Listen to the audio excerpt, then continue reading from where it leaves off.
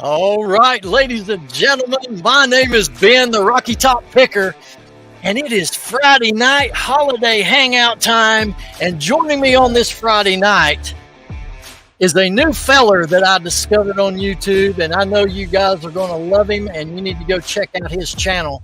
I want to introduce to you Mr. Josh Bama Jaybird Resales. Is it resales or reseller? Resale. Welcome on to Rocky Top Live, Josh. How are you, my friend? Man, I'm doing great. How are you doing? I'm doing great. Let me turn this music off. I've got some things we want to talk about here tonight. For those of you in chat, if you got any questions, just put your questions down there. I know we've got some people that'll be trickling in. Let us know who you are, where you're from down there. We want to include you into this. So, Josh, why don't you go ahead and tell our viewing audience what you used to do for a living and how you became a reseller. Let's start there. All right. Well, I actually was a classroom teacher for about 18 years, and I taught history and science, mostly history, but I did teach chemistry for about 15 of those years. But anyway, just got into reselling about 3 years ago. I've been watching a lot of the videos. I grew up around it, as we talked about, I think, before. And in some of my videos, I've mentioned that my dad got into eBay years ago when it was really new. And so I had known about eBay for a long time. But my mom began to progress with dementia in the last couple of years. And we're her primary caregiver. She still stays sometime to herself. But between me and my brother, we kind of cover that. And we're getting ready to move her to the house. And just life, man. We had to make some decisions, and I already had this kind of going. It wasn't where people probably would like to be when you say you're going to go full time, but I felt like I could get it there. And so we made the decision at the end of the summer to just cut ties with teaching, at least for the time being, and give it a shot and just focus on taking care of mom. So you've got a similar background to old Kevy boy, Commonwealth Picker, right? Yeah. He was a teacher. Right. Yeah. I don't know if that's good or not. We'll let him decide. I don't know, bro. You might have to ask him that question, but yeah, man. Well, I want to tell the audience, when you're on YouTube as much as I am, I don't have cable. And if I'm watching any TV at all, if it's not college football, it's YouTube channels. Right. I consider that a big part of our continuing education as a reseller. Well, absolutely. To watch other channels. Ran across yours. Very, very impressed. Let's talk about that. Talk about and tell the audience about your channel and your experience with YouTube. And well, I've only been going, I think, about 3 months now. I mean, it's still really new.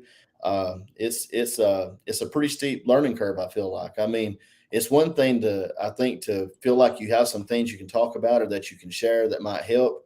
But man, and I've made a living standing in front of people talking, but it's just different, man. You place a camera in front of yourself and know that record button's hit, different ball game altogether, well, the good thing is you can go back and edit out if you mess up, right? Yeah. I mean, it's amazing how many things you don't realize you repeat and things you do, like little mannerisms that you have to work on. Like, man, that's going to get on people's nerves. I got to figure that out. But yeah, it's been fun though. I really enjoy it. I enjoyed the challenge.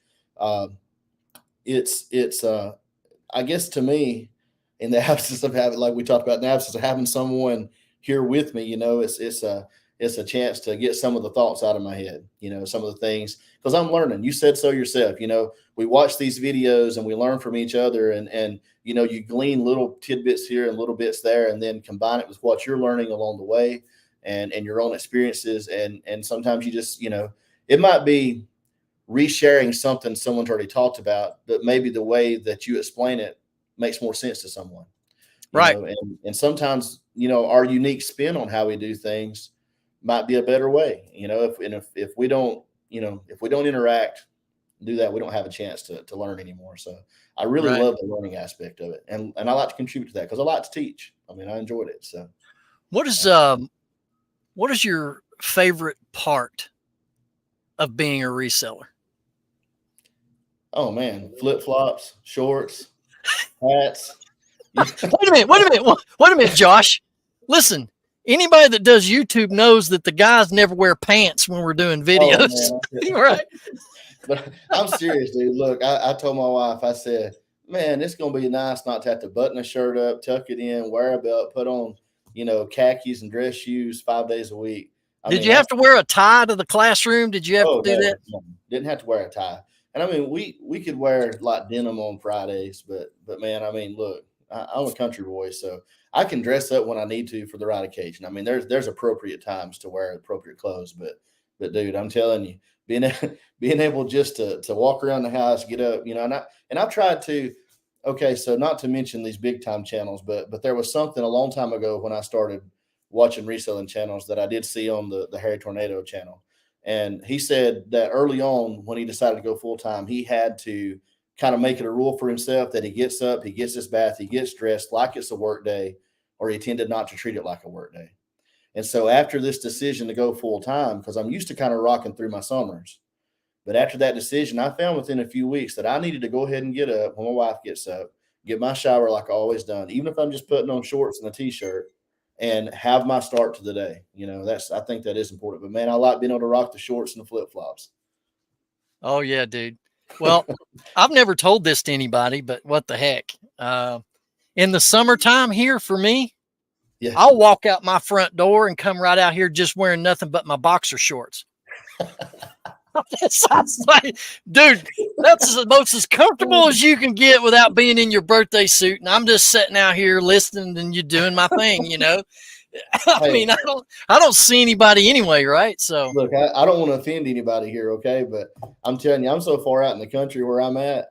I mean, yeah. I can still walk off my back porch when the bathroom's full and take care of business. Dude, I so admire that. Ain't nothing seeing me but a cow, Oh my gosh, Josh, let me tell you, brother. And listen, there's all walks of life in this reselling business, but I'm telling you, the Southerners are the best because we can pee off of our front porch if we want to.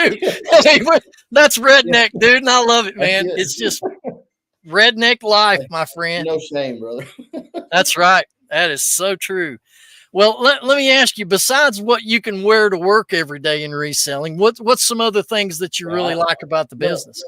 Yeah, I was gonna say, I've always been, of course, being a teacher and teaching history, especially, so facts and information have always stood out for me. Even when I was a kid, like I used to, back in the junk wax era, which I was that unlucky generation that was sold out to collecting cards, and I was going to have some, awesome stuff one day. But anyway, I mean, I'd read the stats, man, and I was like a walking encyclopedia. I've always soaked up knowledge, and so the vintage aspect, being out on the hunt, man, I'll buy anything that'll make money. I mean, Yeah. I'm not going to pass something up and everybody's got their own opinions. I'm not one of those that, well, I don't enjoy selling that. Look, if it's $3 and I can sell it for 50, I enjoy selling it. Well, okay. Well, let me ask you this real quick. One of your last videos that I watched, you were talking about sell-through rate and how we really need to dial in, pay attention.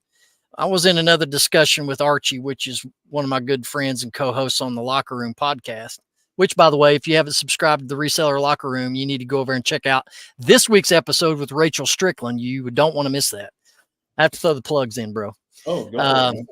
So there are people that are totally honed into that sell-through rate, but my experience, which everybody's experiences are different, I look at it like this.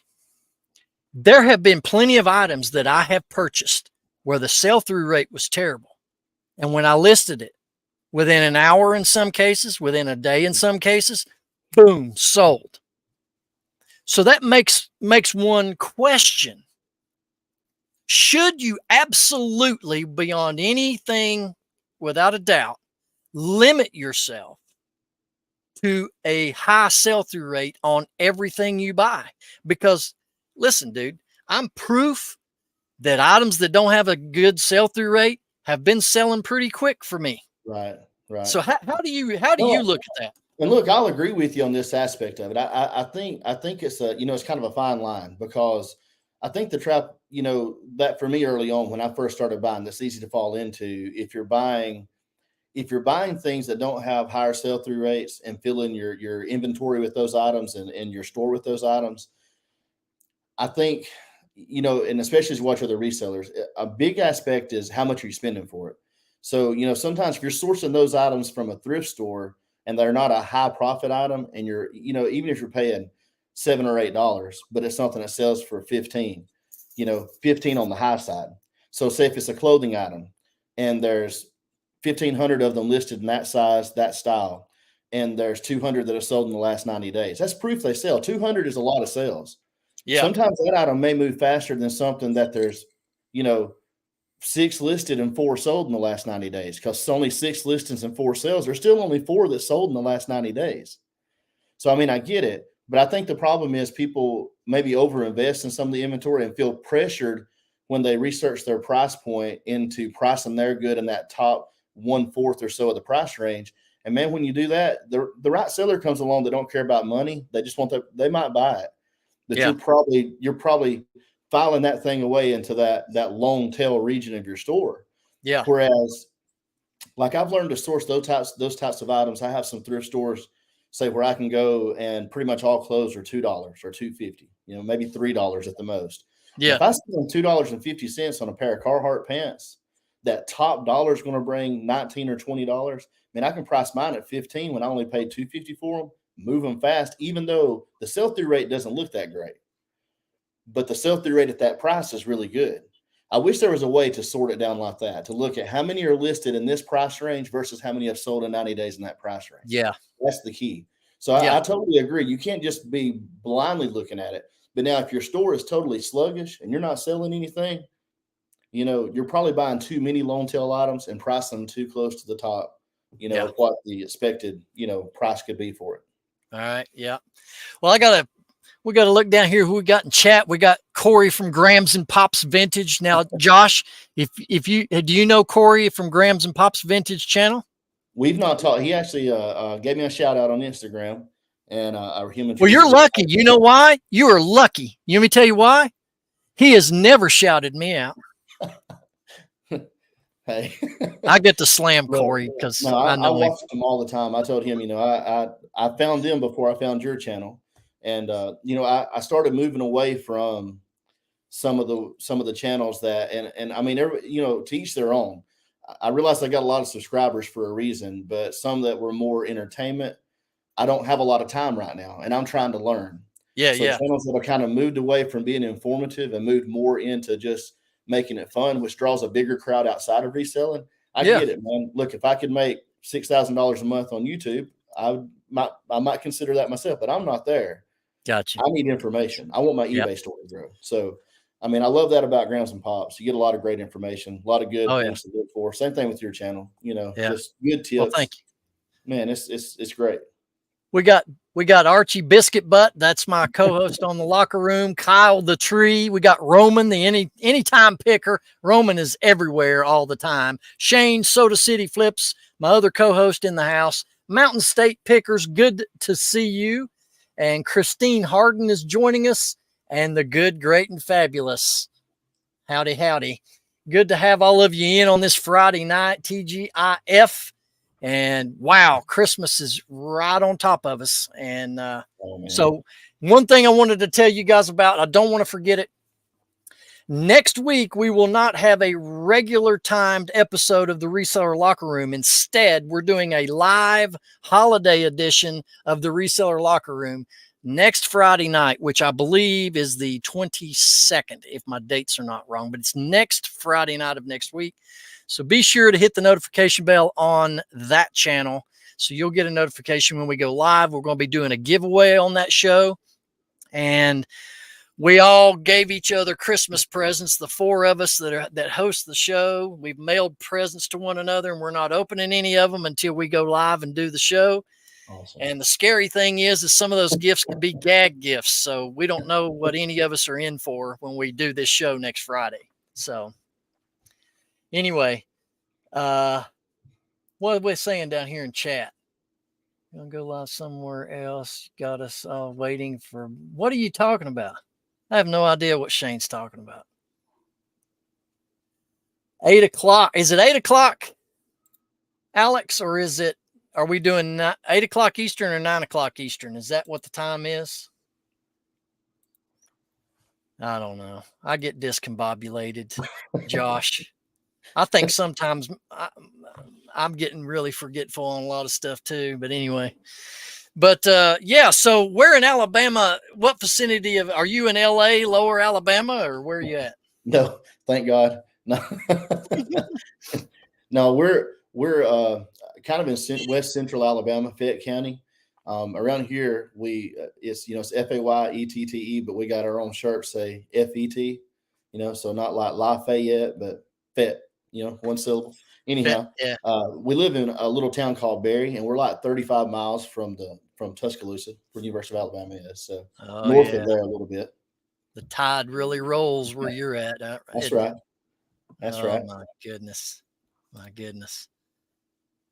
Ben, you put another live notification that some of us were on waiting for. No, I haven't done anything but put a notification on my channel.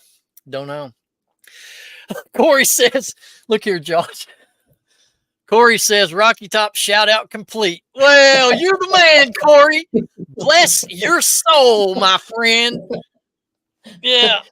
Shamed him into it. Oh my gosh. Yeah, I guess I did. Corey lives up there in the land of chickens, and it gets man. minus 20 degrees. Lord, I can't imagine. Yeah.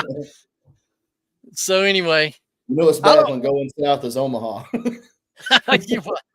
well, they have the and I know and Corey, I apologize. I never can remember the name. He's sending you an invoice for that shout out. Yeah, he's gonna send me an invoice. What is the name of the event, Corey? It's something Plains. Yes, Plains to Profit. That's happening. Was it in February?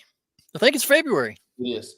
Is it 23rd or 24th? Maybe he'll tell us in the chat.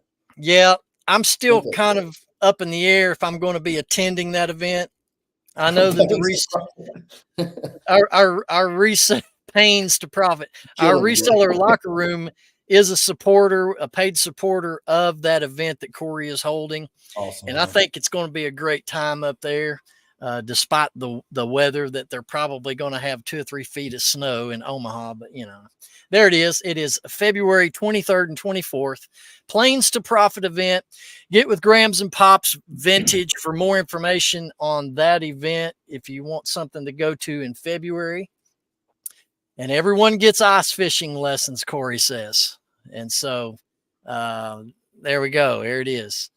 So anyway.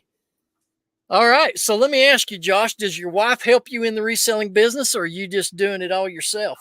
I'm mostly solo. She goes sourcing with me sometimes.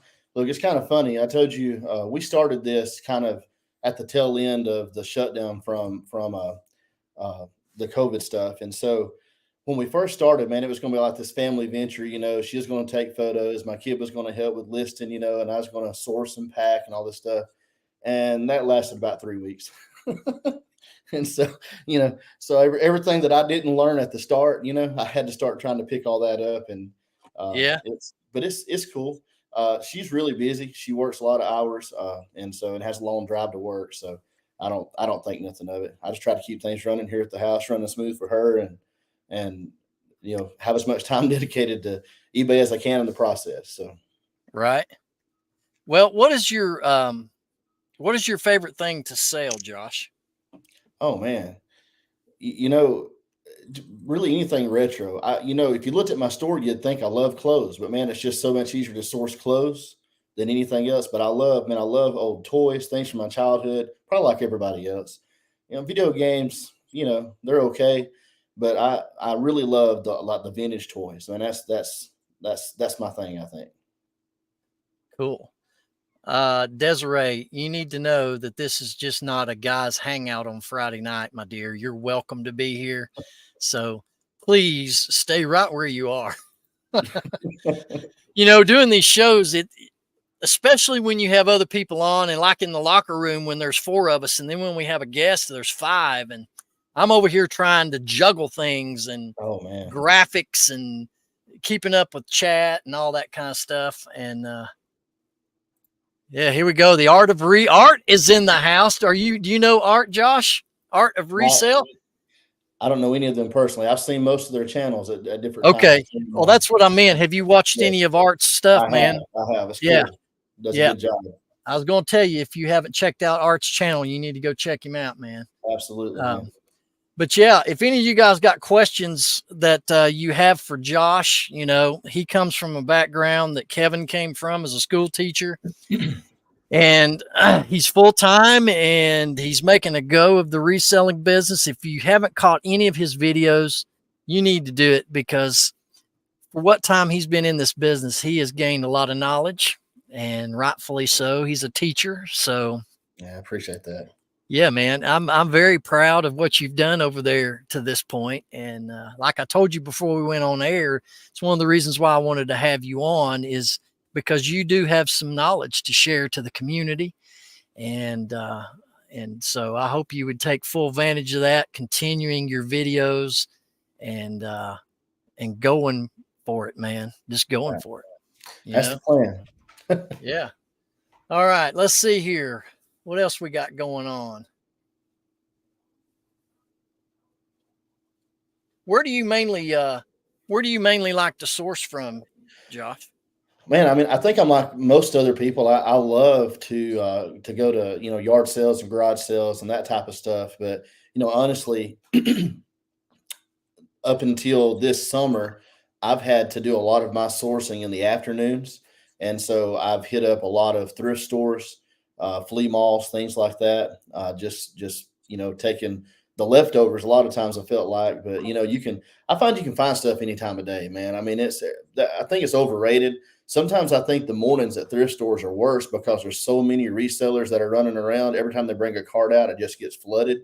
But about middle of the afternoon, when everyone else starts checking out, they keep putting stuff out to 3 or 4 o'clock. I mean, they're not putting as much out, but I've stumbled on some great stuff in the afternoons at some of the thrift stores.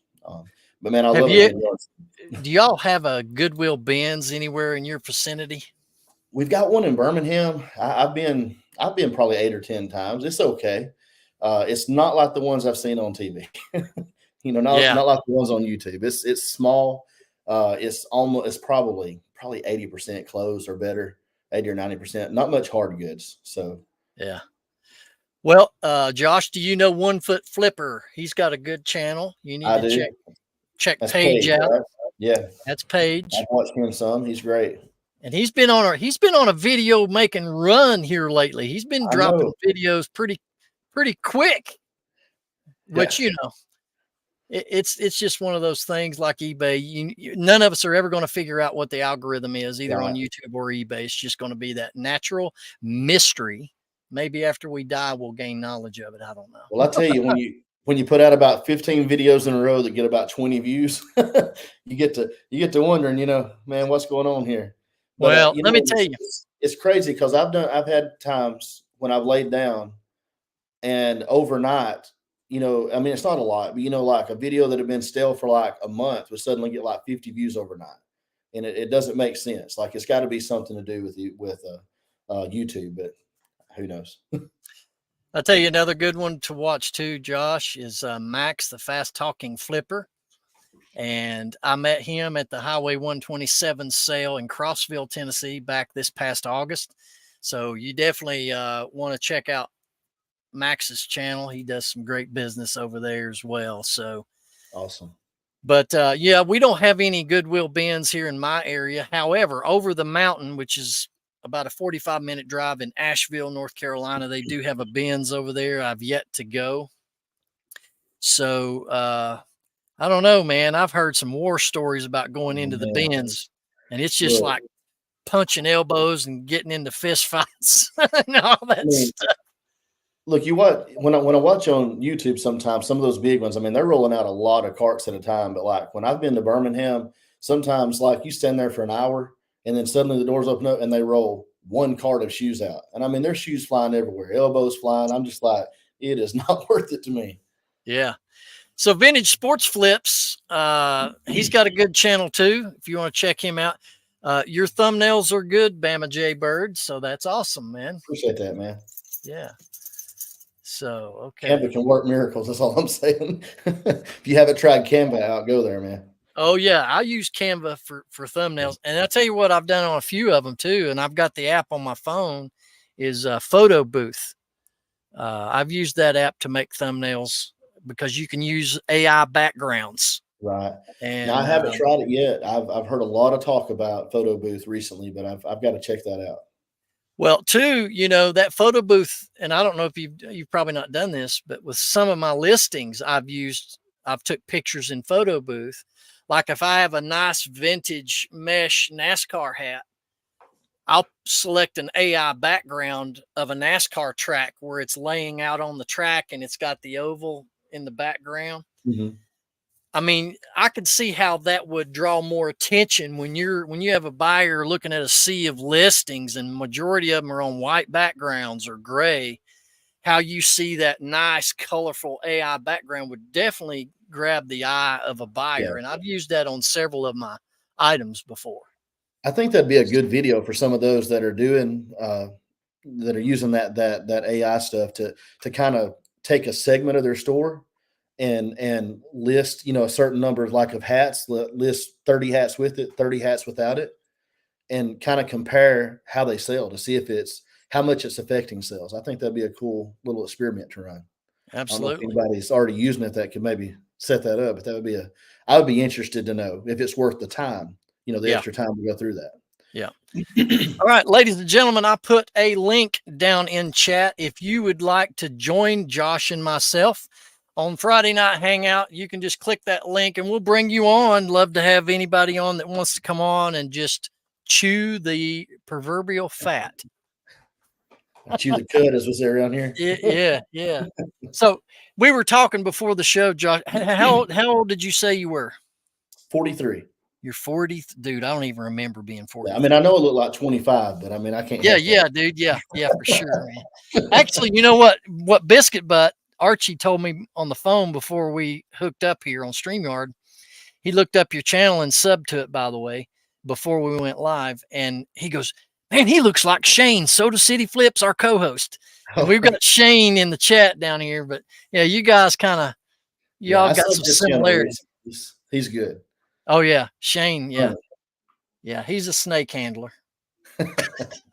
No, truly, he is. He used to have a YouTube channel where he used to Yeah. wrangle up Well, I snakes. watched some of those, I believe.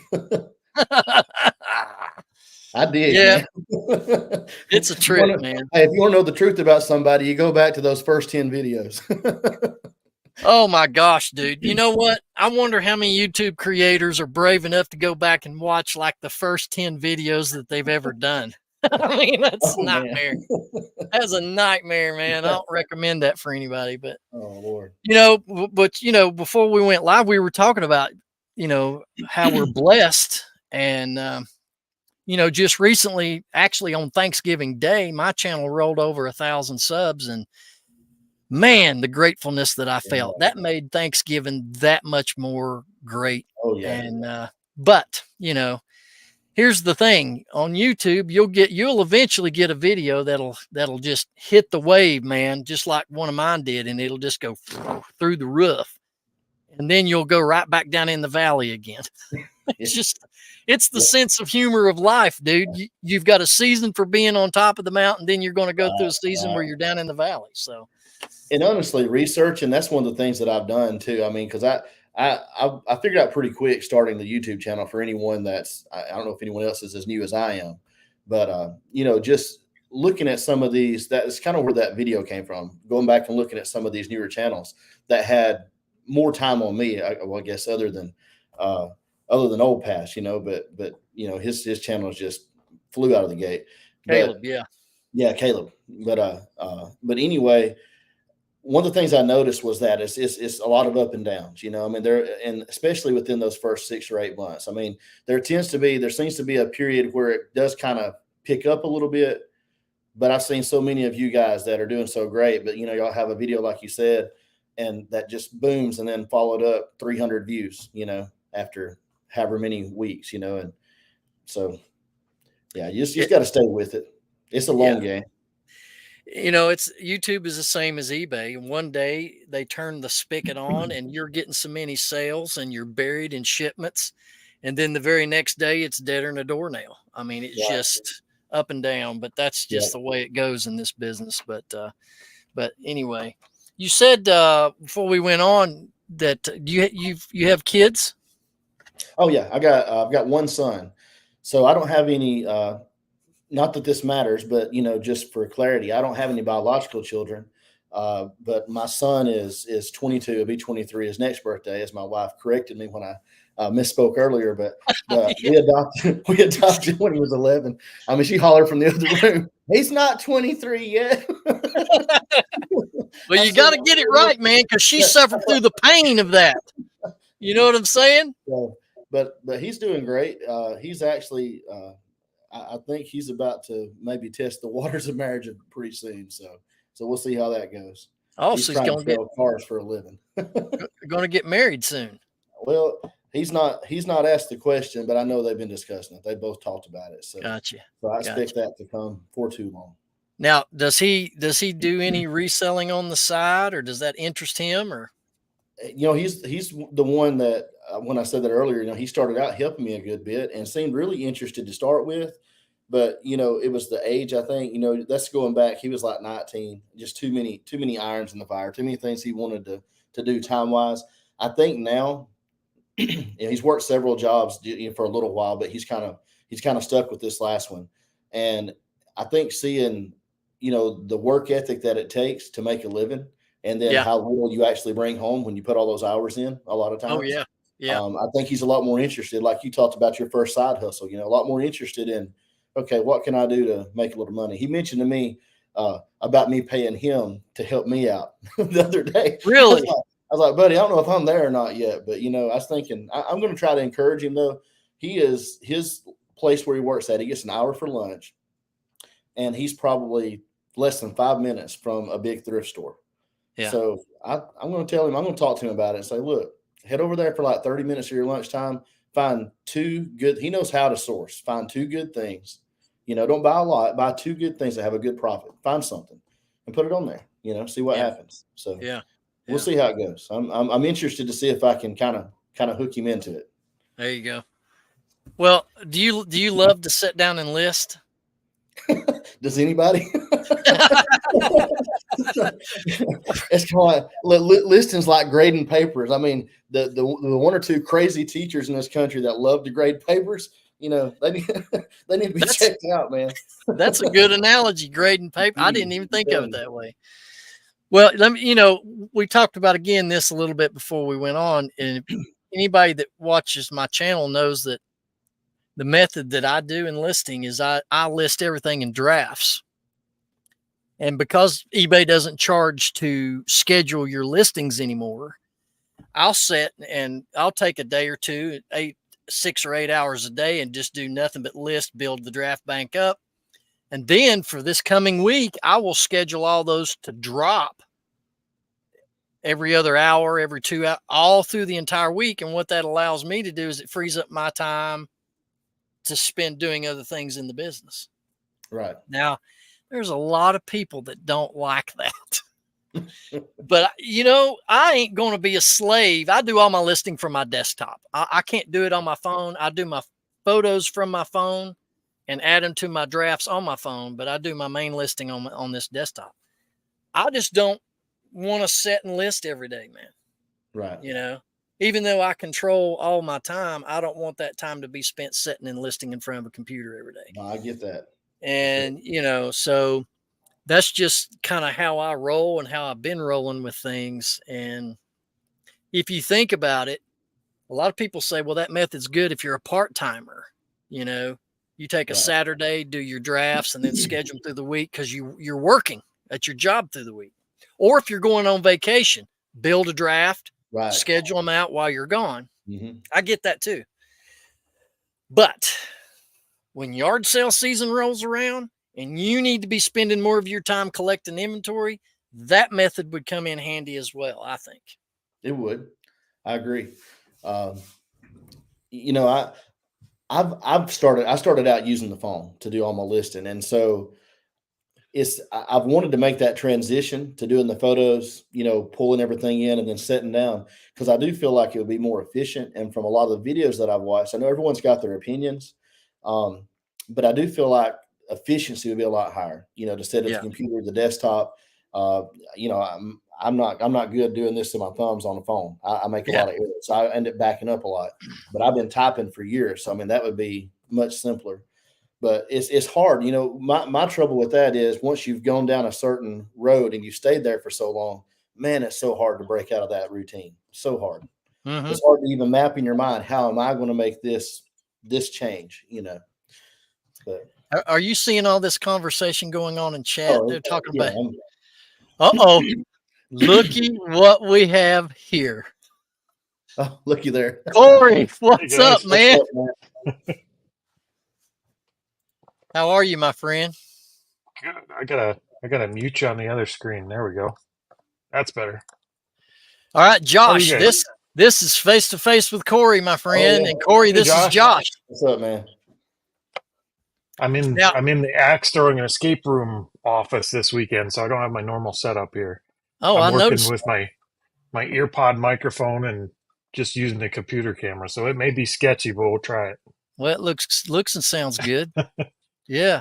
Now, Josh, if it's fuzzy enough, I'll be pretty, but Josh, have you checked out Corey's podcast, the Reseller Clickbait podcast? I've seen a couple episodes. I haven't seen it. I mean, that's another thing. I don't know if y'all have this trouble, man. Finding enough time to watch everything you want to watch, that's challenging sometimes. Seriously. You can't. Man, if you try to find enough time to watch everything you want to watch, you won't get much reselling done. Right, exactly. And I try to leave it playing in the background, but sometimes it just takes over and I forget to go back because, it does its own thing. So. Oh, I'm horrible with that. If it's on, I got to watch it. Yeah. I suck at turning on YouTube and looking away and working. I can do that with music, but not YouTube. For some reason, I'm drawn back to the screen. Right. And then 6 hours later, I'm still sitting there flipping through videos. Right. Well, Corey, I was telling everybody, I don't know how soon you came into the show, but I happened up on Josh's channel, was impressed with the knowledge that he's gained about the business. And, what advice would you have for Josh in growing his channel? I mean, the YouTube channel, I can't give you much advice on reselling. You've been doing it about as long as I have. And we started our YouTube when we started reselling about 1.5 years ago. So I don't have a lot of advice either, other than just keep doing it. Like that's all. We're just grinding away. Pretty much all the good advice we've had, we've attempted. Nothing really seems to make a difference other than just put out the next video. Right. I think the thing that the conclusion I've come to is just consistency over a long period of time. I mean, You can't judge. I mean, obviously it's got to be something that people are willing to watch or might enjoy watching to a degree. It has to offer something. But I know there's secrets. I know there's secrets and tips out there that would help you. I know there are.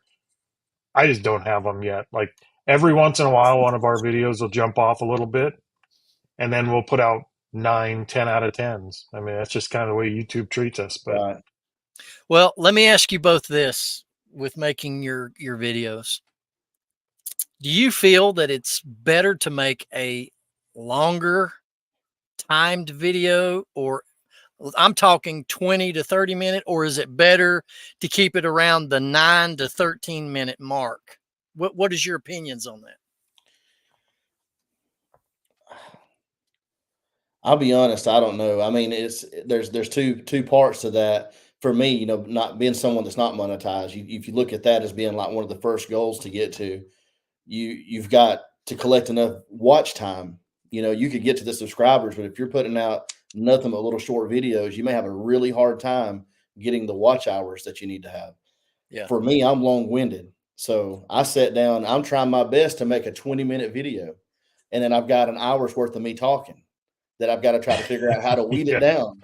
No offense, Josh, but you're right. You're long-winded. I feel like church on Sunday in the southern South with a Baptist minister sitting on the back pew ready to go eat lunch, and it keeps going. No, I'm just messing with you. No, this is nothing. You learn about yourself.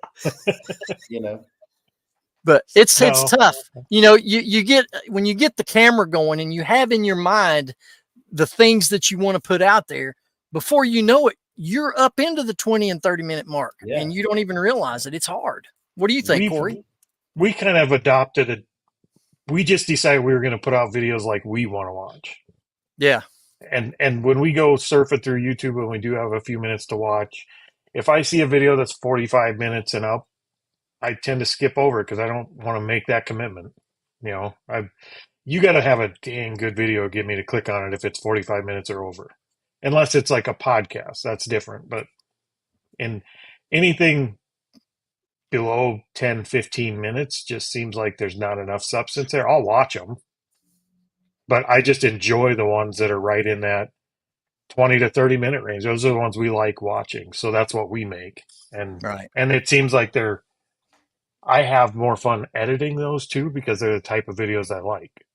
Right. But, I mean, we're just doing it selfishly. That's what we like. So that's what we do. Gotcha. Kyle the Tree says, I thought a draft bank was the money my bartender makes me give him up front. Crazy. Max says that he has a better way of doing the draft bank. Well, you know what, Max? I put the link in chat. If you want to come on and share this thought and idea with us, you're more than welcome to do so, my friend. But yeah, so Corey, are you ready for the holidays? I'm ready for the holidays. Yeah, I'm looking forward to the holidays. Hey, there's Shane. I'm looking forward to the holidays being over as much as I'm looking forward to the holiday, though. Yeah, like I'm good and ready for it to be done and get into first quarter. Who's that in the darkness? That's Donko Puncharelli. What's up, y'all? Dude, I can see the glare off your glasses and your mustache. That's about all I can see there, man. Yeah, I'm in the truck. There you go. You got to look at that pretty bald head, dude. I want to see that. Yeah. Archie wants to kiss it. Driving. No, I'm still freaking working, man. Still at work, huh? Got up at 5 a.m. It's 20 till 9. Yay me. Oh man. I can't do the day job stuff. I don't envy you that. I only came on here because Corey refuses to come on Soda City Social, but doesn't hesitate to jump on Rocky Top. What's up with that, Corey? You gotta flip that Soda City Social off of Monday nights. Mondays kick my butt. Man, Rachel Strickland's already taking my audience. I might as well move it. Hey. There you go. Hey, Archie says, hello, darkness, my old friend. Nice. Yes. So, but yeah, Josh, what kind of things do you all do to celebrate Christmas? Oh man. I mean, just you have a lot of family over and it gets chaotic. We're going in a lot of directions. I don't know about everybody else, but I mean, it's just my wife's family's from Montgomery, so we'll be down there. We'll have my family over here. It's, we usually go to my uncle and aunt's house. They didn't have kids, and I'm their godson, so they kind of expect me to show up over there too. It's just always it's a busy 2 or 3 days, man. That's all I'm gonna say. I feel like I'll give you a secret to that though. With that, you just pick the side of the family you like the best, and you tick the other side off. You shorten your Christmas into one. I guess that would work. If I could only do that and not cause civil war, Yeah. I'll tell you what, the rewards are there though. One Christmas a year for the last 25 years makes it pretty nice. Well, do you have a big get together, Corey, at Christmas time at your place, or what do you guys do? We do. It's not super big. It's just immediate family, our kids and grandkids. Pretty much. How many grandkids you got? Just 2 little girls, and growing here. I'm sure they're not done yet, which is good because I like them better than I like my kids. Now that's Corey, usually how it goes. Yeah, Corey, all those Barbies that you bought. Mm-hmm. Did you save any of them to give to your grandkids for Christmas? No, he's playing with them all. No, those are going out the door. Okay. We're getting rid of all those. I'm hoping they don't play with Barbies to begin with. We got to get them out to the farm, get them shooting as early as we can, and We'll save Yeah. some for target practice if they're not There sellable. you go. There you I like There that. you go. Now, Shane, what do you guys do for Christmas on? Do you do Christmas Eve, Christmas Day? What do y'all do? Well, we do Christmas Eve with my family, and then Christmas Day with Lindsay's family. Um, we just started because we always did Christmas Eve at my mom's stepdad. Dad just doesn't have it in him. Yeah. Uh-oh. My stepdad just doesn't have it in him anymore to do it at his house, so we do it at my house now. So all my two kids, my step kids, and then my sister and her family, they all come over. Now, Shane, are you sitting out beside of a cell phone tower? I'm literally sitting underneath a cell phone tower. It's Verizon. I have Verizon, and service sucks. How does that even make sense? Thank you. Yeah, dude, because you were cutting out there a minute ago, and I'm like, dude, this is not good. Yeah, sorry that I don't have the greatest service. I wasn't planning on staying on the whole time anyways. I just was No, dude, coming you're on good. to give You put Corey in a a hard good time. word for us. We tell Verizon to step it up. I had Verizon for years, and the bill just seemed to kept escalating. And then I switched over to T-Mobile, and that's who I've been with for about 3 years. $75 a month, unlimited everything. And I don't even think they have a T-Mobile here. well, look where you are. They probably have, yeah. I mean, Verizon's the only one brave enough to come out here. The rest of them are like, Yeah. But you know what, Corey, now that you're on here, I want you to tell everybody about your event coming up in February now that you're on camera, if you want to tell the folks about it for us. Sure. Come to Plains to Profit, Midwest Reselling Meetup. We're doing it in February to hit first quarter. It's kind of the end of the winter. It's late March or late February, so it's almost March. We figure everybody's going to be itching to source again about that time because everybody's been stoved up in the winter. Yeah. So February 23rd and 24th, we're going to have sourcing available for you. And we're going to have food available for you. It's a good hotel. It's going to be a good event. I think we put together a pretty good group of things to do for 2 days. Do you have any sneak peek highlights that you might be able to tell everybody about what other things might be happening? Well, there may be. Well, I know there's going to be games and prizes on one day in kind of a breakout room. We're talking about having a collaborative podcast, so multiple podcasts working together is kind of something we've been kicking around. Yeah. And we're hoping to bring in the audience into the podcast. So if you're attending, we're hoping to kind of bring you in and talk with you. We're doing party buses for a thrift haul. We're going to jump around to different thrift stores and stuff in the Omaha area. And we're going to provide transportation for that on party buses. So if you don't like thrifting, stick on the bus. It's bring your own beer. It should be a good afternoon. Wow. It does. Word on the street too, Ben, is that there's a stripper pole on one of those buses. Lord have mercy. It depends on which one we get. One bus has one stripper pole. One bus has two stripper poles. It could get exciting. We don't know. Oh my goodness. Well, you need Roman to be there for that. He can take a little dance on the pole there. Roman's something else. But anyway, Josh, while we got these guys in here, do you have you have any questions or things you've been wondering about you'd want to ask? Man, I was wondering when you was going to put me on the spot. Yeah, this is it.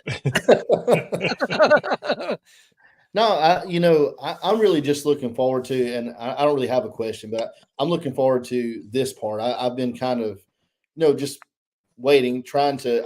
I was one of those. I was trying to think of how I put it to my friend, lurking in the shadows. I mean, I've been watching YouTube a long time, but I just didn't comment. I didn't click. I didn't do stuff. I was just gathering information. And I mean, honestly, being a teacher, I stayed away from social media almost entirely. So I just created my first Facebook account, my first Instagram account, started YouTube all within these last few months. Wow. And some of it just within Instagram, just within the last week. So It's been a big change, and I don't know. That makes it hard for me, I guess, I don't know where I'm trying to go with this now. My brain just went, I don't know if y'all do that ever, but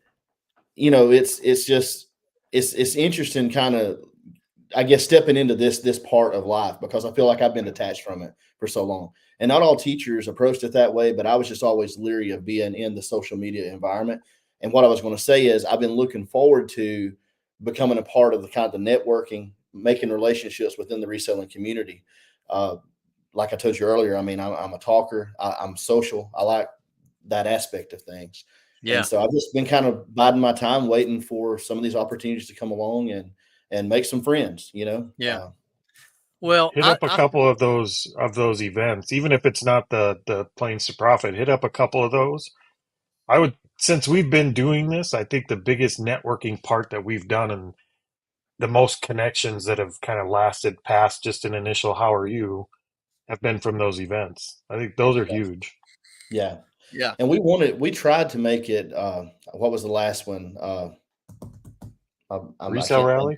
Yeah, it was at the last one that was held. We were trying to make it to that. My wife had actually looked at tickets and they were sold out. And They then sold out fast. Yeah. But then tickets came available near the end, and she didn't know it, and she was going to surprise me with tickets because I'd wanted to go.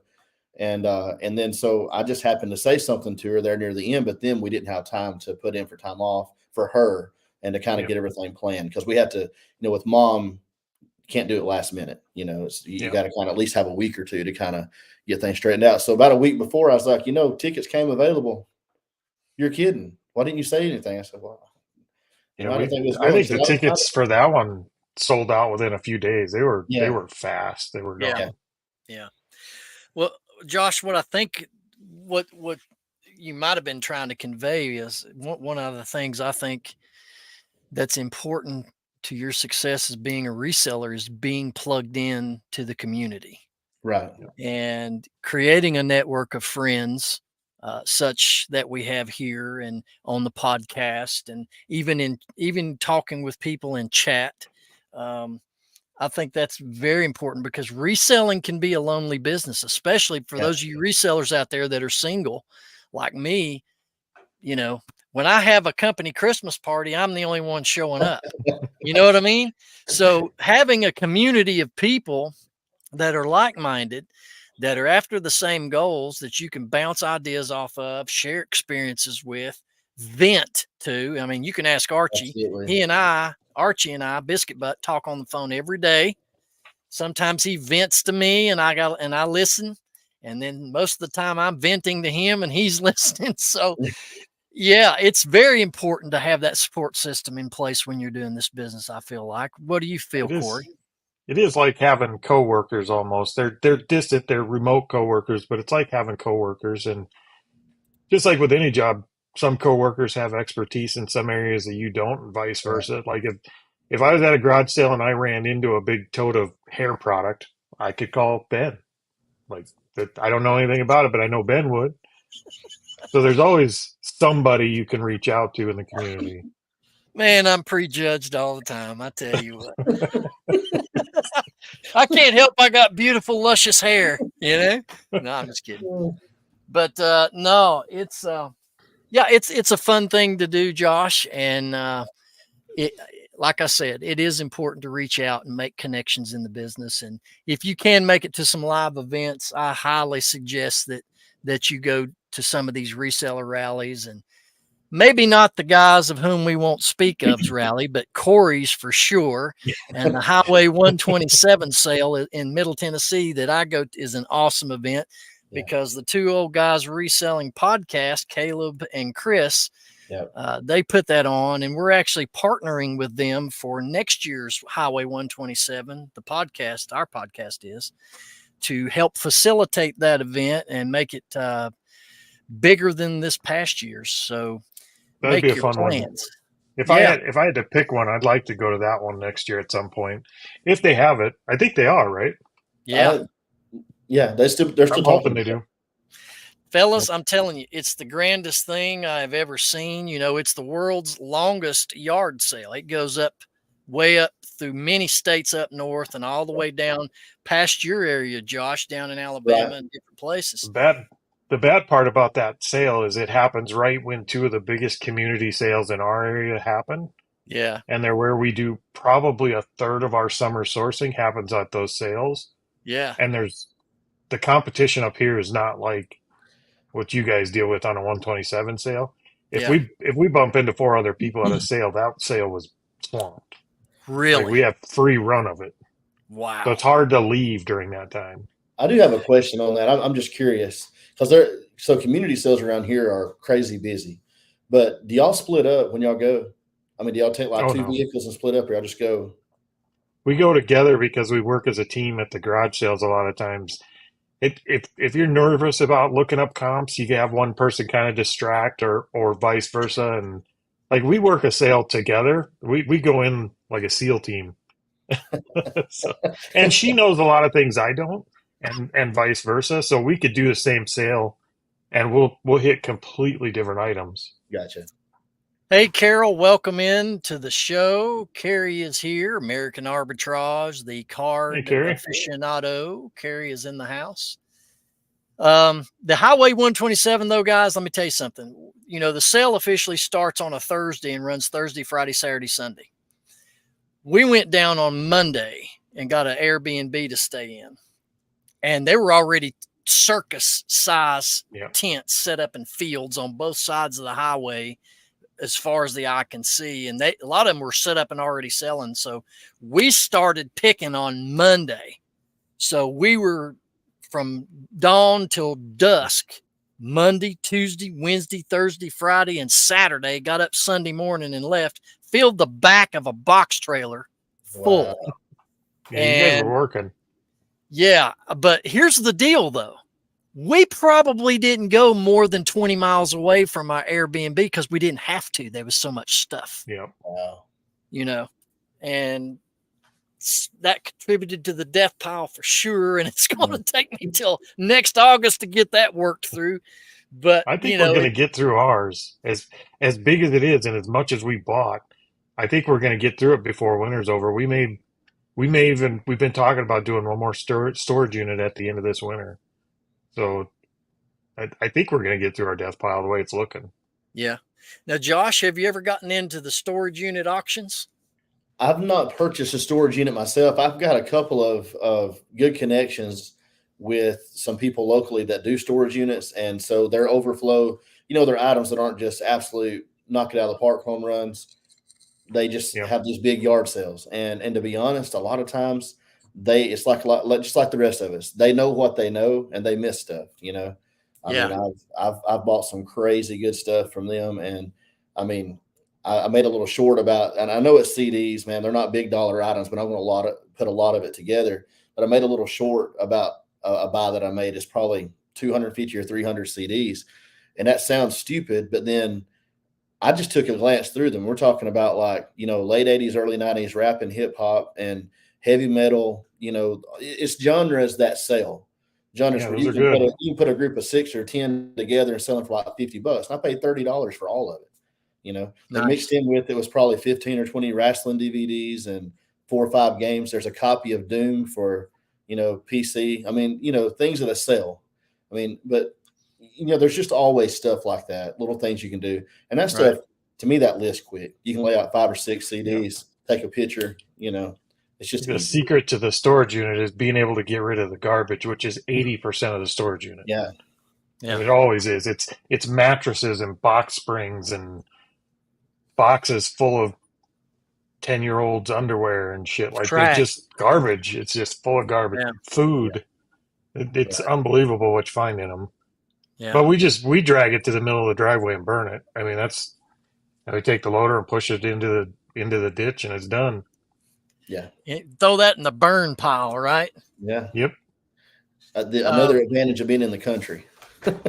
Yeah, man. Yeah. I wish I had that. I wouldn't want to be in town again. Well, Josh, do you ever source much off of Facebook Marketplace? I have. I've had some pretty good buys off of there. If those that's watched some of my videos, I've referenced a couple. I purchased I did have more time, I feel like, to scan it, but I'd seen this listing for I think it was the Game Boy Colors at first. It was just 2 Game Boy Colors. They had a bunch of separate listings. And I don't know if y'all done this or not. Maybe y'all know to do this, but maybe some people don't. If you find something interesting from someone, sometimes it's a reseller, but sometimes it's just someone basically yard selling their stuff from home. click on their name, and it'll pull up all their listings. And sometimes, like I did that day, and they had a listing for that. They had a listing of a huge stack of Game Boy Color games, all the Pokemon games, 2 copies of Pokemon Crystal. I mean, like the one that's the really high dollar one. And then they had 2 complete Nintendo 64 units still in the box. The box is not even scratched up bad. Had a whole stack, like 35 or 40 games, all the, the clamshell cases, tons of accessories. I mean, every little pack, every Rumble pack, extension pack, everything you can think of, extra controllers.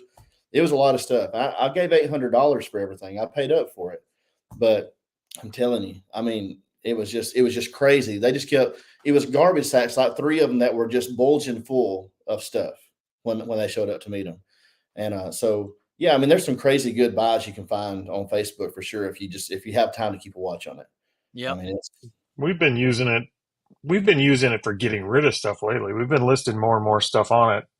Here's my problem with Facebook Marketplace. You have to know what you're looking for. I mean, it's hard to just go on and browse because you only see listings based off what you viewed in the past most of the time. You don't see based on when they were listed. Like, it's just hard to go on and shop like a garage sale for me. So and figuring out what to search for. Yeah, I was gonna say use the search features. I don't know how much if you'll kind of tinker with those some, kind of like we do on eBay when we're doing comps. There's ways to narrow it down, like your search area, your radius, where it won't send you outside. You probably know this, but the more narrowed you can get, I find. I mean, I can check out video games just really quick if I put the right filters on it. For my area, the distance I'm willing to drive. Yeah, if you're looking for video games, that's gets pretty easy on Marketplace. It's when I go to Marketplace, it's because there's no garage sales. I'm shopping it like a garage sale. I just want to go in and browse. I don't know what I'm looking for, so I wouldn't type video games necessarily. And I think that's where it gets difficult to search on Marketplace. I just want them to put the listings in order when they came in. Just let me look at everything. I got you. Yeah. Well, back at the first of the week, I scan Marketplace about daily because there's all the time new stuff. Mm-hmm. Found 7 boxes of antique trains. Some of them, the model electric Marx trains and pre-war. Some of them are pre-war trains. Anyway, it was a ton of box cars, tons of track, model buildings. I mean, a big lot of them. Dude was only asking $120 for them. And I said, listen, would you take $100? Because you know me, I'm never going to pay asking price ever. I don't know enough about them. Yeah. That still would have scared me, I think. Well, it would have scared me too, Corey. But the thing is, in these last several months, I've dug into my storage unit of my own personal stuff. And I had a bunch of these electric trains from when I was a kid. And I pulled them out and listed them. And they were like, boom, boom, sale. I mean, they were quick. And I thought, man, I think we got 2 boxes of the HO scale stuff, the smaller scale. Yeah. I think we got 2 boxes of track and stuff like that sitting around that we got.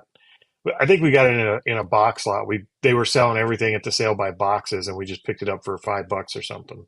Yeah. And I'm gonna have to dig into it eventually. But the interesting point of buying these trains from this gentleman off of Marketplace is when I met him, my first question when I was looking at everything, I said, are you getting out of the train hobby? He goes, no, I go in and I buy out estate sales. And I said, what do you mean? He goes, after they have the sale, I go in and buy out everything that's left. And I said, that's interesting. So then I just said, well, let me tell you what I do. And he's like, this is great because I have to do Marketplace to try to get rid of this stuff all the time. I said, well, here's my card. Give me a call. Yeah. And, the last conversation I had with him, he messaged and said that the next sale he's buying out is full of Civil War relics and antiques. Now, I've not gotten into that, but there's That's money like your in that era. stuff. That's stuff you grew up with. That's stuff Yeah, Josh, if you haven't figured out, everybody makes fun that I'm the oldest, just about in the whole circle that we travel in. But you said that about the buyouts. I've got a lady here. She's probably 45 minutes from me. She does that. And they've got a giant metal building that they sell out of, and they open it up from time to time. They'll sell like their lower end stuff, but she's got a trailer on her property, like a house trailer that's like 60 foot long, you know, like 2 or 3 bedroom trailer. But she told me the first time that I went, we had a long conversation, and she said that she's been doing it for like 20 years. She said that was her private collection. And so it's like almost, I haven't got in it yet. I've been trying my best to let her, to get her to let me get in there, you know, and take a look. She said, I'm getting ready to sell, you know, wanting to sell some of it, but I hadn't made up my mind yet to do it. But said she had tons of like vintage toys and collectibles and stuff. Just, it was full. And so, but those types of connections, man, those are money connections. Yeah, absolutely. Well, to finish up on that story real quick, because I got in here and started going through and comping out some of these box cars, and you know, not a lot of them are huge money, but I'm talking, you know, this is the old stuff. This is heavy metal. This thing weighs 2 pounds. Awesome. It's a cable car, flat cable car. Anyway, I've gone through 7 of these box cars, and I'm already at $164.74 comp price listings. Gave $100 for the entire lot. Got 7 more full boxes to go through. That's why, you know, when I did one of my videos about doing bulk deals, I love buying in bulk. I do too. I wish we could do it more often. Yeah. Storage units, not so much. Those are a once in a while thing. We have done very, very well on storage units. I mean, the one we just recently bought, we have 600 in, and I think we're already over 12,000 in listings out of the units. Like, we've done really well on the units, but there's so much work. I wish I could just find bulk buys of certain things, like the card buy we did, that bulk buy. If I could get one of those a year, that's all you really need. The rest is just for fun. The ATL Flippers channel. Josh, I don't know if you've discovered them, ATL. They buy storage units, film the whole thing, and you're right. I mean, I bought a few storage units a long time ago. I haven't in a while, but there ain't no telling what you're going to find. He found some handguns in one, safes. Most of the time they don't have nothing in them, but sometimes they do. But I think I've said before, you get a real close look at humanity when you're buying storage units. Well, looky who we have joining us. Sweet mother of God, this took forever. You're technically challenged, my friend. I'm the power of the handicap. You might need to put some earbuds in. I think we got an echo, unless you want to turn that down. Yeah, I don't know. I got my boom mic on. I don't know if that's helping any. All right, Max, since you wanted to dispute my draft method and scheduling listings, you've got something better. Let's hear it. Yeah, don't freaking do that. Are you kidding me? You can't sell what's not listed. Okay. Just list the stuff and do the same thing, but end items early and schedule them to sell similar on their way out. I do this every day. I do stop too. for 3 minutes a day while I'm sitting on the toilet, and I schedule out 25 items. I'm dead serious. I'm not even kidding. Not a 1 freaking percent. I'm not kidding. I do this in the morning when I'm sitting on the toilet, and I schedule 25 items to go out that day. I end them, and I schedule my next 25 that are the oldest item in my store. I have 0 items in my store less than 30 days old. I do the similar thing. Except I wait till they're about ready to go end, and then I go select them, end them, and then sell similar. But well, yeah, that's what I do. I do the oldest ones every day. The last 25, because that's what's on your screen is 25. And you know, to make it easy, because I've got fat fingers and I'm stupid, just to make it easy, I just do the 25 and schedule those to go out every day. I guess does the same thing, except I do them over the course of 24 hours. I schedule 1 an hour so that it goes out over the course of 24 hours. My store is active when I'm on my fat face asleep in bed. Yes. Same as mine, except I schedule mine to do it with my out of my you draft. are trying to sell stuff that's not listed. No, wait a minute. This is the biggest misconception, and Archie and I have argued this till we were ready to kill each other. When I have drafts, they don't stay in there longer than a couple of days because they're rolling out constantly, one every hour. It doesn't matter. A couple days is a couple days too long. You know, every person in this chat knows for a fact that your newest stuff is the hottest stuff you have going. Yeah. That's what goes out first. When I draft it, Exactly. it's first to be scheduled. You might put out 100 items, and out of that 100 items, 20 or 30 of them will go out right away. Right away. So put them out. Put them out today. If you're listing all your stuff on Sunday, put them out today and sell all 20 or 30 items on Monday and be done with it and just keep your store active over time. It will benefit you more to sell 20 items in one day than it will to 20 items in a week. Just made a sale. Okay, Max. You're welcome. Here's the deal. Here's the deal. And I'm afraid this may happen because another YouTuber mentioned this in one of their videos. There may be a day coming that eBay takes away that end and sell similar feature. That's going to change the whole game of what you're talking about. Okay, let's fucking talk doom and gloom. Sorry about my potty mouth. I'm ex-military. But let's talk doom and gloom. Who cares? When it happens, then it happens. You're a trip, man. Josh, what do you think of this guy, man? So far, so good. It's entertaining. I'm fired up. Fired up, man. Well, you know what? That's really, Shoes on. guys. I walked across the yard with no shoes on. I was glad I didn't find any dog poop. Great. That's one of the things that I love about this business is everybody does it different, but the goal is the same, is to make sales and to make a living. And Absolutely. you know what I mean? And all of it, to me, is good advice. It's just find what works best for you and run with it. As long as it's producing results, which is sales, then go for it. So, Max, we need to have you in the locker room, my friend. That sounds kinky. Well, it really does because I'm hearing myself twice. I don't know why. I've got my... See, that's my boom mic. I don't know why. But anyway, Josh, this is Max, Fast Talking Flipper. Check his channel out if you've not done so. Will do. And Max and I met at the 127 sale back in August. And how'd you fare out at the sale there, Max? Fucking sucked. Okay. Hated that. I mean, for real, it was terrible. Yeah. Absolutely horrible. I don't want to go back, but I want to meet all the people, so I'll probably go back. But that was terrible. That was horrible. Yeah. I done well at that sale, man.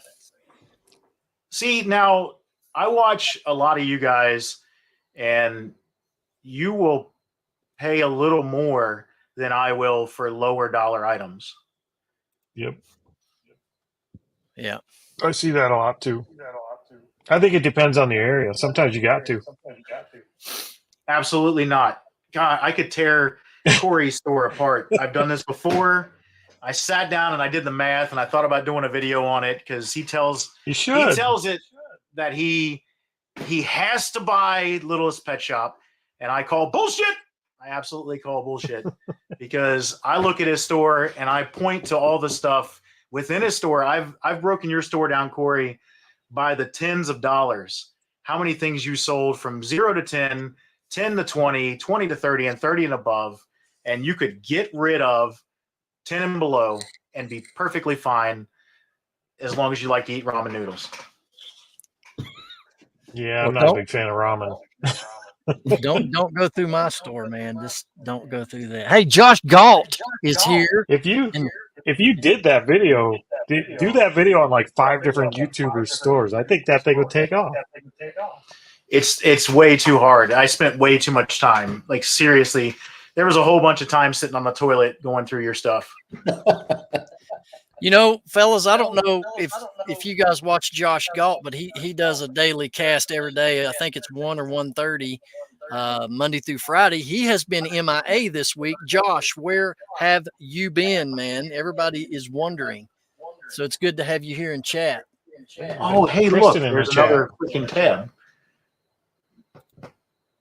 And Matt's Profit Pursuit is here. Now, let me tell you a little bit about Matt's Profit Pursuit. He is fixing to roll to 1,000 subs, ladies and gentlemen. So if you've not subscribed to Matt's Profit Pursuit, get over to his channel and give him a sub if you don't mind. He is chasing that number. You know, if you sold one of those sets of Littlest Pet Shop, Max, you could buy yourself a set of headphones. Boy, that echo is bad, man. I didn't have it when I did the last podcast I did because I used the microphone. Let me figure this out. Yeah. We're gonna go through some learning right now. I'm gonna mute you right now till you fix it. Lord have mercy. I get lost in my own words when I hear it back so much. But anyway, Rural Squirrel is in the house. Nardo Gray SS. That's a new name I've never seen before. Welcome into Rocky Top Live. Appreciate you joining us. Replay Game Lab is here. Awesome. Let's see if we still got the echo here. Hello. Hello. Yep. It's still there, Max. Yep. Sorry, dude. You're cut out till you fix it. But anyway, it was good seeing you, Max. Yeah. But let's see what else we got going on here. Anthony Dragon Master Finds has joined us. He's been here a little bit. And give me a hand signal, Max, when you got it figured out, my friend. Oh my gosh, that ain't the one I was looking for. Josh, sorry, man.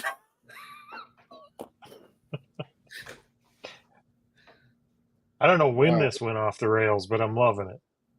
It went off quick, dude, when he got here, didn't it? It all started with that train talk, man. Yeah, that's what done it. That's what done it. But anyway. But I don't know about you guys. When I get into this time of year, of course, I love fourth quarter because of the sales it produces, but I can't wait for it to be over. Holiday time. I'm ready for first quarter. Yeah, I'm ready to reset into a new year and set some new goals. And ready to get all those Christmas returns, get them back on the shelf. Yeah, Josh, do you get many returns? That's a good question. It kind of comes, you know how it is. It comes and goes. I really haven't had a lot of trouble with returns, honestly. Yeah. I mean, I get a few here and there. It's not terrible. Yeah. I'll tell you what, since we started picking up more clothing, that storage unit we listed a bunch of clothing out of. Since we started doing clothing, we've gotten more returns. Even more than electronics. I mean, clothing has just been right. I think people just buy it to try it on and wear it out for the night. Yeah. You know, with clothing, I learned pretty quick. I mean, I knew I should be, but I learned pretty quick. The better you can describe it, you know, the more measurements you take, slows you down listing it, but it saves you time on the returns. But you still get them. I mean, it's inevitable. I had one the other day. She sent a dress back. She said it just didn't look good on my daughter. I mean, that was the reason. Yeah. You know, it's always just because your daughter's ugly. You know, they never make any sense. It's not it didn't fit. All right, let's see. Yeah, we had a pair of pants come back the other day, and it smelled like smoke so bad. Like we opened the bag, we had to close it back up because it smelled like cigarette smoke in the bag. So that was the first 50% refund we've ever given anybody. Like we only gave them half their money back. Mm-hmm. I got a return. I got a return this week, and it was a snapback hat, brand new with tags. Okay, it was an NFL hat. The buyer reason for return, it did not fit. How big does your head have to be for a snapback hat not to fit your big old watermelon? Have you seen Ray's hats? Ray Nashville Flipper, he buttons the very last clip on the hat. So you got a big head. Some guys out there with some giant noggins. Dude, I took the return, but I'm like, dude, I'm serious. How big is your head got to be for a snapback not to fit? But anyway. Kristen asked if we had free returns. We do, Kristen, on pretty much everything except for now on clothing. We changed it to buyer pays on clothing. Yeah, that was just a very recent change. Now, Josh, I wanted to ask you, do you do any promoting your items? I tried it a little bit. Honestly, that's something I tinker with early on. I don't really promote anything. My strategy, I guess, or philosophy behind that is if I promote it and they're gonna, it's gonna drag your price down by X amount anyway.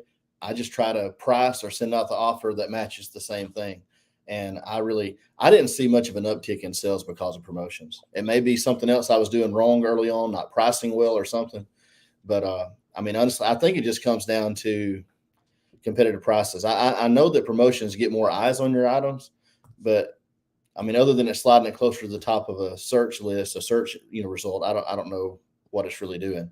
Maybe in categories. Usually, if I do it now at all, it's in a category that's kind of flooded. Yeah, a lot that of some clothing categories. That makes sense. The Pickin' Professor does free returns. Corey, do you do any promoting at all? I do. We promote higher than a lot of people, but I not outrageously so. But we've played with it. I think you just got to test it out and see what's working for the type of items you sell. Well, tonight was a good example of one time when promotion would have gotten somebody a sale that they wouldn't have gotten otherwise. We were grocery shopping. We were Christmas shopping for a belt buckle, and we found the one we wanted, and we added it to the cart, or went to add it to the cart, and they advertised right under that guy's inside, like when you click on it to add it to the cart, they put other listings like it in the cart, and we found one that was more expensive by about $4, but it was in way better shape that we wouldn't have normally seen, and it was because it was promoted there. We ended up buying the more expensive one because it was in better shape. So Right. there's cases for it and against it. I think just whatever works best. I think it's all worth testing. Yeah, Definitely. that's the thing for anybody looking to get started in reselling, particularly on eBay.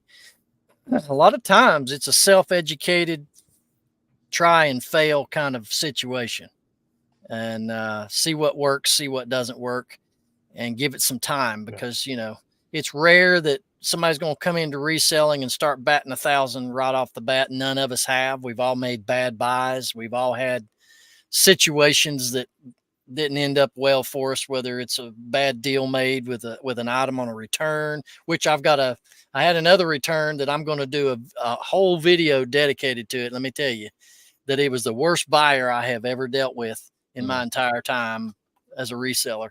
So be watching that video. It's going to be colorful. So yeah. But Josh, what other, you got anything else you would like to share with the group? Nothing off the top of my head, honestly. It's been fun, man. Like I said, just really this part of the business is the part that I feel like I've been missing out on. Yeah. This kind of brings it full circle for me because I like what Corey said earlier when you said that about it's kind of like having coworkers, even though it's over distance, and coming from having worked with the faculty, like my work situation. We were like a family, we're really close, small group of us. There's like 16 of us, 18 of us in this little school. And I worked with a lot of the same people for the entire time I was there. And so, you subtract that from your life, it's a pretty big void, Yeah. And so I've been, it's been a few months now, kind of waiting on that to kind of fill back in. So to me, this has been pretty cool. Well, once again, could you imagine doing this job as an extrovert? Like I'm an introvert. I don't like people anyway, so this job's made for me. But could you imagine doing this if you thrived on social interaction? Like that'd be horrible. Like Teresa, she likes people. She likes talking, and this job's got to be just torture some days. That's me. So. Oh, we have Caleb joining us. Caleb from the old paths. Go check out his YouTube channel. Appreciate it, Caleb. And of course, we got old school. Jimmy. Right, Jimmy? That's another great podcast you need to go check out, is the Two Old Guys Reselling Podcast. At the time of their show, excuse me, I think they were at 888 subs. So they're on the cusp of reaching that elusive 1,000 subs. So go over there and give Caleb and Chris, your support over there for sure.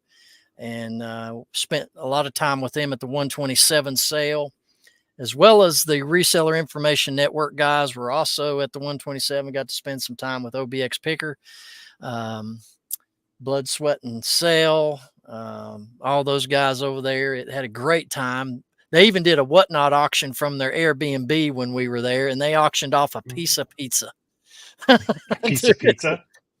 They How'd they auctioned a ship piece that? of pizza. I don't know, but they did. They auctioned it off, and I don't know how much it went for. But that leads me to a question, Josh. Have you ever entertained the idea of getting involved in the Whatnot platform? I've been looking at it. You know, for me, I've just been trying to focus on doing a really good job with eBay. I want to, I've looked more at the cross listing platforms. I've thought about that. I feel like, that's a direction that we're probably going to have to go at some point. I don't think eBay's going anywhere. I just think that some of the platforms are even becoming more niche specific. So certain things in our store, maybe over time, might not sell as well on eBay as they do on another platform. And so I think to get the best performance out of our store overall, then that's probably going to be, a direction we all have to take eventually. Whether it be Whatnot or Poshmark. I mean, I've got some vintage stuff that I've looked it up on other platforms, and I know the selling price is higher on those platforms. I mean, it just is. Yep. It's easy to list in one place. I mean, to me, that's easy. But I also see the convenience if you use like Vendu or something like that, to input all your information in and it just take care of it for you. Then you're really, making some progress. So I don't know. It's just another expense right now. So, Oh yeah. I'm trying to stay away from extra expenses. Yeah. Corey, do you do any cross listing?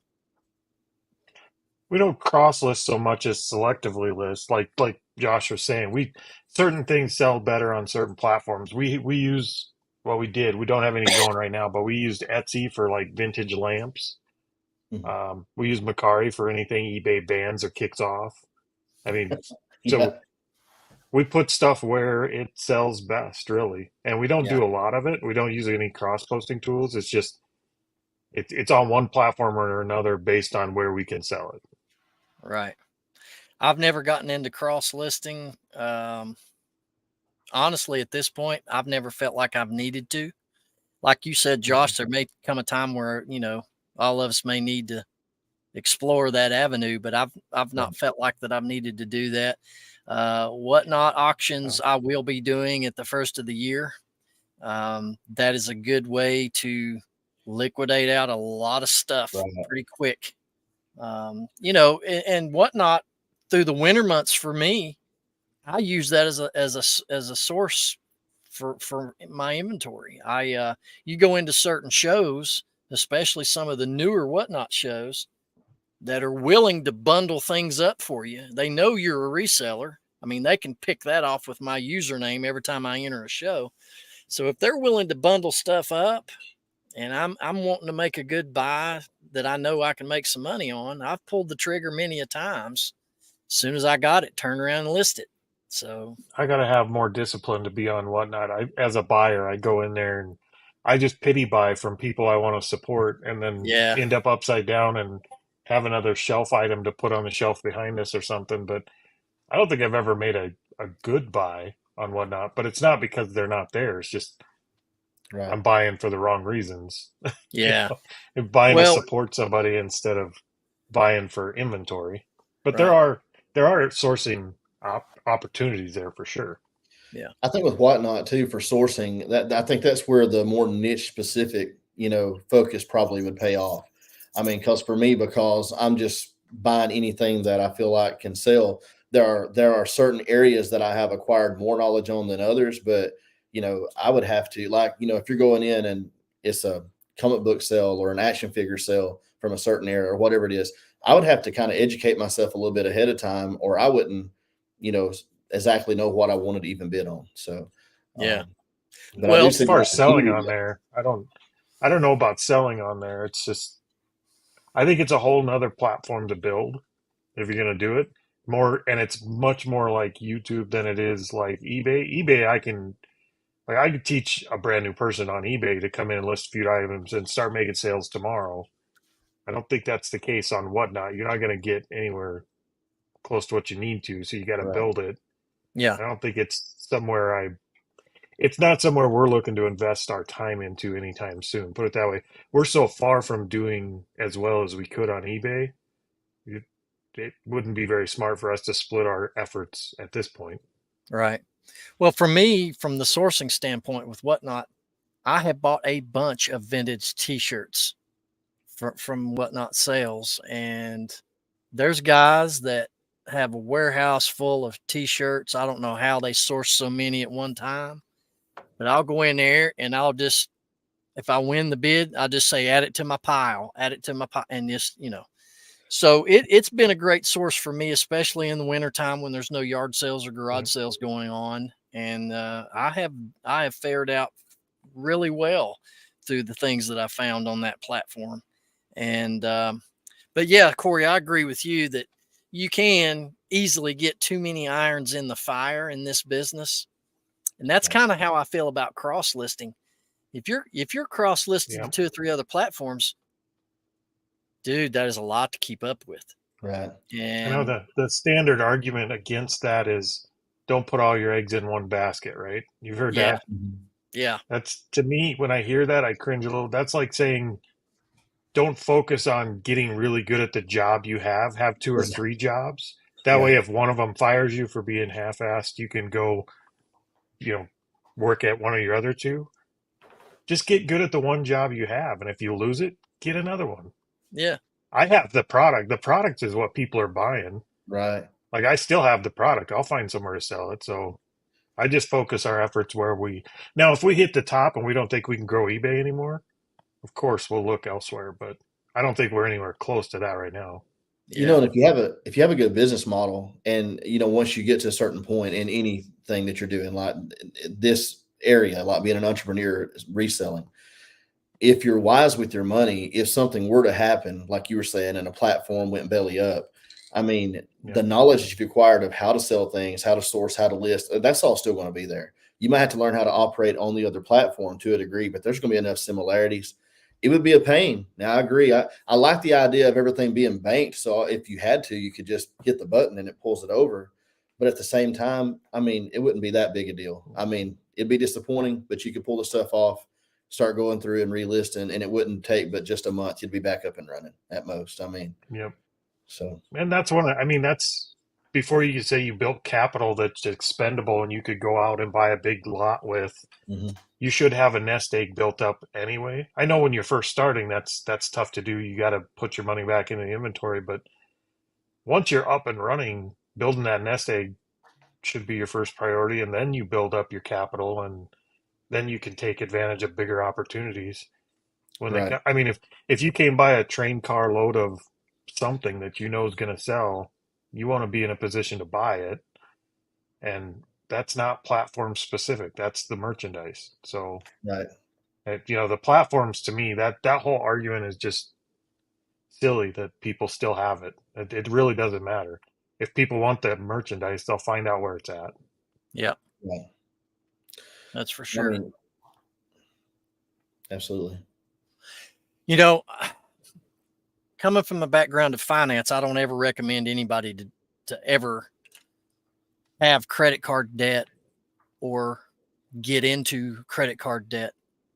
But if you're fiscally responsible and you're disciplined, if you opened a credit card as a brand new reseller, if you needed like a card that had a $500 spending limit, if that is something that you could be disciplined to pay off before the bill comes due to avoid the interest charges and all that, that would be well, a lot of people can't do that, but I'm just saying there are financially disciplined people out there. If you're wanting to get in this business, but you have no working capital, a small balance credit card option is viable, providing that you'll get it paid off and don't wait till a minimum payment comes around. So that's really free money available. We try to pay everything we can pay that has to do with this business. We have one credit card that's dedicated to this business. Yeah. And anything we can pay, including putting gas in the car, we try to pay with that card because it's 2% cash back. It's the Yes. Capital One Spark card for business. And That's what we I pay have. it off every month before it's ever due. We pay it off. We've Mhm. never missed one. We've never carried over a balance. But 2% on all your spending for a business at the end of the year, that's 2% adds up quick. It doesn't does. sound big, but it adds up pretty quick. Yeah. I mean, That's we've true. done that for personal finances too for years. I mean, I 90% of everything that goes out of the house runs through a credit card. And I started out using Amazon and collecting the points, and then we use them on there or whatever. But we've done the cash back style too. But same token, I mean, we don't go crazy. We don't buy stuff we wouldn't buy anyway. We buy the same groceries, the same gas, pay the same bills. But running it through the credit card, you reap all the rewards as long as you pay that off at the end of the month. It does take discipline because some people, plastic's just plastic, I guess. I don't know. I'm not sure how that happens, but You could have one really bad month and not be able to pay that card off and put yourself in a bind. So you have to have reserves in order to, like, if everything went yes, bad, if eBay closed tomorrow, I would stop spending immediately and pay that card back off because that's what's going to catch you. That's what's yes, going to make it hard to get back up. But you right, do have to have that in place ahead of time because right. that's takes discipline and you can't let it put you in a bad spot. Well, and I mean, just to be transparent, like I wasn't doing that during my first couple of years as a teacher when I was getting down to the last $100 every month in the bank account. You can't do that. But if you're disciplined with your spending, even on your personal finance, and allow your account to grow to where you have that 2 or 3 month reserve, then you can justifiably then rely on the other Yep.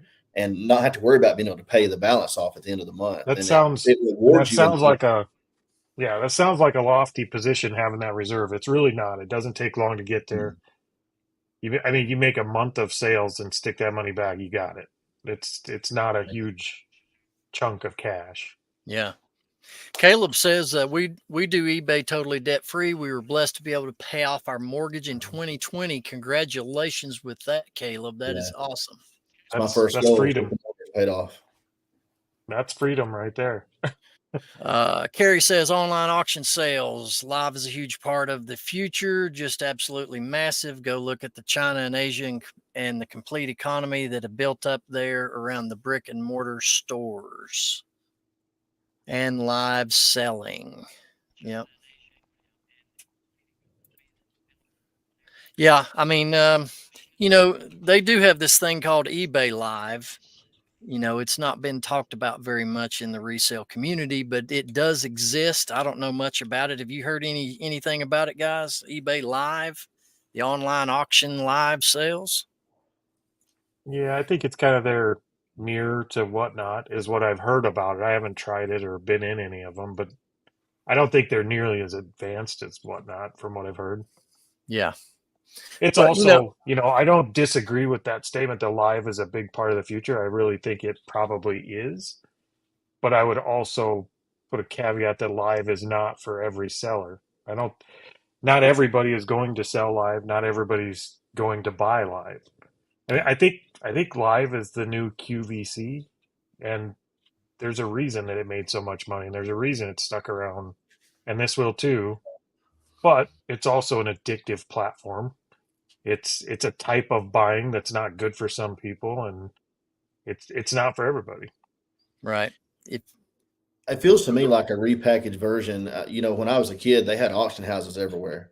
I mean, there weren't just a state auction. They had auction houses that just collected random stuff. Some was new, some was old. And people used to love to go. That was like a night out. They'd go out to eat, go to the auction house and sit and, just bid on random stuff. And I think it's almost like they repackaged it into an online format because it worked before. Yeah. So let's connect it to today's audience and the way they shop. And it was working. Exactly. I think where you see a lot of disconnect is there's two sides to that where people are, Whatnot is the future. Whatnot's where it's going. And then you got the other side saying, we hate Whatnot and we don't want to go. They could both exist. I don't think it's one or the other. I think they're both going to be around. I mean, it's two different types of shopping. I don't think they're going anywhere. Yeah. Well, like you were saying, Corey, Whatnot's not for everybody. If you're not financially disciplined, you will get caught up into the hype of the live auctions. And before you know it, you've spent a ton of money within an hour and not realize it, So anyway, I've done it on Whatnot. Yeah, I have too, if I'm being honest. But I was there for purpose. I wasn't just spending just to spend. But anyway, guys, we're about an hour and 40 minutes into this, and I think we're going to draw it to a close. I'm so sorry that Max has got tech issues, but when we do a live again, we'll have him back onto the show. And Josh, pleasure having you, my friend. It's been a blast, buddy. I've enjoyed it. It's nice to see you, Josh. Yeah, you too, brother. Welcome to the reseller community. And like I told you before, I value your content that you're doing over there. You're doing a good job. Appreciate that. And keep your nose to the grindstone. Go over there and sub Josh's channel, Bama Jaybird Reseller. If you have not done it, go visit him for sure on YouTube, Facebook, and Instagram, correct? Yes, sir.